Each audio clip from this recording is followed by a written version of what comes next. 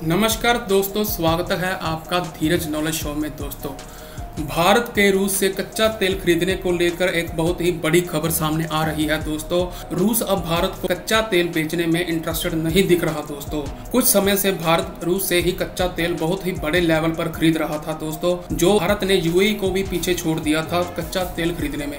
भारत रूस से 20 million barrel हर महीने कच्चा तेल खरीद रहा था। दोस्तों, लेकिन अब रूस ने कुछ ऐसे कदम उठा लिए हैं कि उससे शो हो रहा है कि वो भारत को कच्चा तेल बेचने में इंटरेस्टेड नहीं है। दोस्तों, आइए इस खबर को विस्तार में जानते हैं।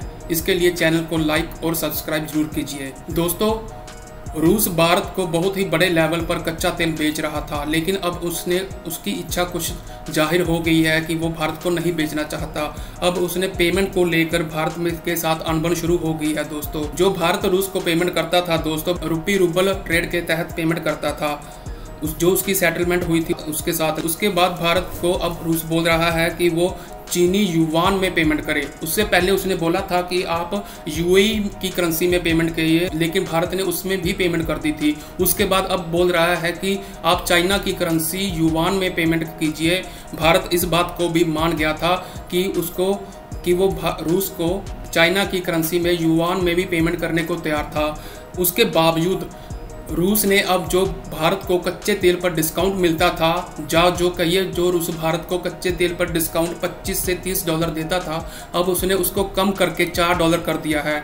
इससे साफ जाहिर हो रहा है कि रूस भारत को कच्चा तेल बेचने में इंटरेस्टेड नहीं है। लेकिन दोस्तों, भारत भी पीछे नहीं हटा है। भारत ने अपने अल्टरनेटिव देश देख लिए हैं जिनमें से वो अब कच्चा तेल खरीदेगा, क्योंकि भारत रूस के भरोसे नहीं बैठेगा। अब सबसे पहला देश दोस्तों है इराक। दोस्तों, रूस से तेल खरीदने से पहले भारत इराक से कच्चा तेल खरीदता था। अब लेकिन इराक बहुत ही ज़्यादा सीरियस है भारत को कच्चा तेल बेचने में, और वो बोल रहे हैं कि हम आपको पेमेंट में भी बेनिफिट्स देंगे। और आपको दोस्तों पेमेंट में बेनिफिट से उनका मतलब है कि जब कोई देश दूसरे देश से कच्चा तेल खरीदता है तो 50-60 दिनों में उसने पेमेंट करनी होती है। लेकिन इराक बोल रहा है कि मैं आपको 90 दिन दूंगा, आप 90 दिन में पेमेंट कर दीजिए, और मैं आपको डिस्काउंट भी ज़्यादा दूंगा, और आपको पेमेंट करने में भी कोई दिक्कत नहीं होगी। ये नहीं है कि आपको डॉलर्स में पेमेंट करनी होगी, आप लोकल करेंसी रुपीज़ या दिरहम में जो भी आपको ठीक लगता है आप उसमें पेमेंट कर दीजिए, जो बहुत ही सूटेबल और अच्छी ऑफर है। दोस्तों, उसके बाद दूसरे नंबर पर आता है यूएई भी भारत को तेल बेचने में बहुत ज़्यादा इच्छुक है। दोस्तों, उसने भी बोला है कि मैं आपको बहुत ज़्यादा डिस्काउंट दूंगा, और जो आपने पेमेंट करनी है वो आप जिस करेंसी में करना चाहे, ज़रूरी नहीं है कि आपने अमेरिकन डॉलर्स में ही करनी है, ये कोई पाबंदी नहीं है। लेकिन दोस्तों, भारत अब पूरी तरह से देख के चेक करके फिर ही किसी के देश के पास जाएगा।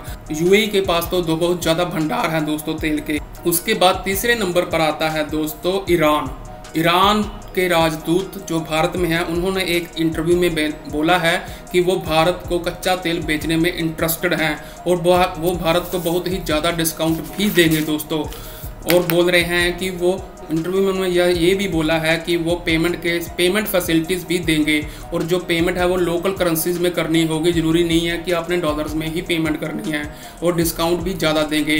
लेकिन वो बोल रहे हैं कि ये सब बातें वो बाद में तब बताएंगे जब भारत अपनी विलिंगनेस शो करेगा कि वो ईरान से खरीदना चाहता है। दोस्तों, अब भारत ने क्लियर कर दिया है कि वो इन तीनों देशों के ऊपर ही निर्भर नहीं करेगा, वो आगे जाकर अफ्रीकन कंट्रीज, अमेरिकन कंट्रीज और लैटिन अमेरिकन कंट्रीज से भी तेल खरीदेगा, क्योंकि भारत एक देश पर निर्भर नहीं रहना चाहता दोस्तों, क्योंकि भारत फिर से रूस जैसा धोखा नहीं खाना चाहता।